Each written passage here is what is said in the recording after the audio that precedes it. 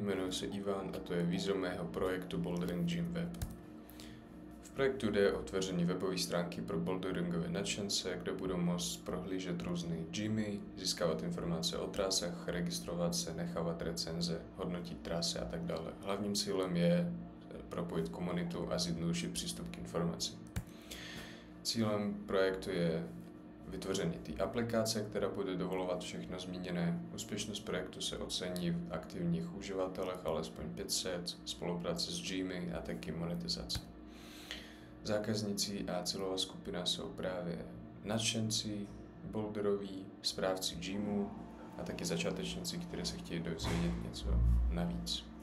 Přínosy jsou snadný přístup k informacím, efektivnější komunikace, reklama. Rizika jsou buď nízký počet uživatelů, neaktuální data nebo nedostatek financí, to se ale dá vyřešit různými protiopatření.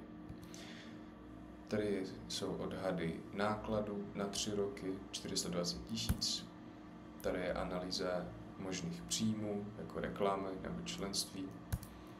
Tady jsou spočítané verze pesimistické, realistické a optimistické, ve kterém vyděláme hodně peněz. Děkuji za pozornost.